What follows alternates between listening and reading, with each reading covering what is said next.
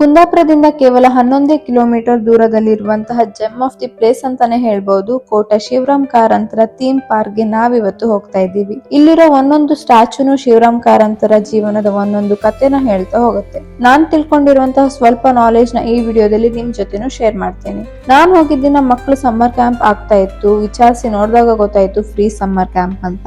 26 years ಇಂದ ಈ ಶಿಬಿರ ನಡೆಸ್ಕೊಂಡು ಹೋಗ್ತಾ ಇದಾರಂತೆ. ಮಕ್ಕಳಂತೂ ತುಂಬಾನೇ ಆಕ್ಟಿವ್ ಅಂಡ್ ಕ್ರಿಯೇಟಿವ್ ಆಗಿದ್ರು. ಸ್ವಲ್ಪ ಹೊತ್ತು ಮಕ್ಕಳ ಜೊತೆ ಗಮ್ಮತ್ ಮಾಡ್ಕೊಂಡು ಥೀಮ್ ಪಾರ್ಕ್ ಒಳಗಡೆ ಎಂಟರ್ ಆದ್ವಿ.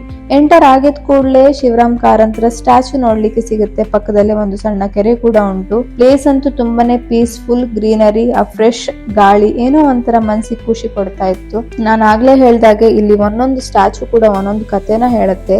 ಪಾರ್ಕ್ ಒಳಗಡೆ ಬಂದಾಗ ಕತೆ ಹೇಳ್ತಾ ಕುತ್ಕೊಂಡಿರುವಂತ ಅಜ್ಜಿ ಮತ್ತೆ ಮಕ್ಕಳನ್ನ ನೋಡ್ಬೋದು.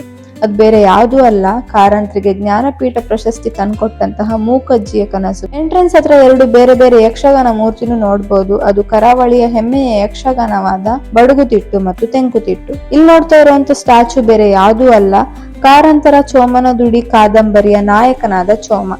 ಇನ್ ನೋಡಿ, ಯಕ್ಷಗಾನ ವೇಷದಲ್ಲಿರುವಂತಹ ರಾಧಾ ಕೃಷ್ಣ ಮೂರ್ತಿ ನೋಡೋದಕ್ಕೆ ಎಷ್ಟು ಚಂದ ಉಂಟಲ್ವಾ.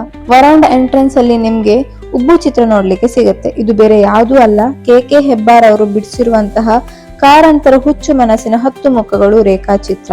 ಅಷ್ಟೇ ಅಲ್ಲ, ಇಲ್ಲಿ ಪ್ರತಿ ಸಂಡೇ ಮಕ್ಕಳಿಗಂತಾನೆ ಯಕ್ಷಗಾನ, ಸಂಗೀತ, ಡ್ರಾಯಿಂಗ್ ಹಾಗೂ ಭರತನಾಟ್ಯ ಕ್ಲಾಸ್ ಕೂಡ ಇರುತ್ತೆ. ಯಕ್ಷಗಾನ ಕ್ಲಾಸ್ಗೆ 1 ರೂಪಾಯಿ ಕೂಡ ಕೊಡ್ಲಿಕ್ಕಿಲ್ಲ. It's completely free. ಬೆಳಗ್ಗೆ 9:30 ಸಂಜೆ 6 ಗಂಟೆ ತನಕ ಈ ಕ್ಲಾಸಸ್ ನಡೀತಾ ಇರುತ್ತೆ. ನೀವಿಲ್ಲಿ 2 ಫೋಟೋ ಫ್ರೇಮ್ ನ ನೋಡ್ತಾ ಇರಬಹುದು. ಇದು ಕಾರಂತರು ಒರಿಜಿನಲ್ ಫೋಟೋ ಫ್ರೇಮ್ ಆಗಿರುತ್ತೆ. ಇಲ್ಲಿಂದ ಫಸ್ಟ್ ಫ್ಲೋರ್ ಹೋದಾಗ ಪಬ್ಲಿಕ್ ಲೈಬ್ರರಿ ಕೂಡ ಸಿಗುತ್ತೆ. ಓದ್ಲಿಕ್ಕೆ ಇಂಟ್ರೆಸ್ಟ್ ಇರುವವರು ಯಾರು ಕೂಡ ಬಂದು ಇದನ್ನ ಯುಟಿಲೈಸ್ ಮಾಡ್ಕೋಬಹುದು. ಸುತ್ತ ನೇಚರ್ ಎಷ್ಟು ಹಸಿರಾಗಿದೆಯಲ್ಲ, ನೋಡ್ತಾನೆ ಇರ್ಬೇಕಂತ ಅನ್ಸುತ್ತೆ. ಅಷ್ಟು ಖುಷಿ ಆಗ್ತಾ ಉಂಟು. ತುಂಬಾನೇ ಪೀಸ್ಫುಲ್ ಅಂಡ್ ರಿಲ್ಯಾಕ್ಸ್ಡ್ ಅನಿಸ್ತಾ ಇದೆ.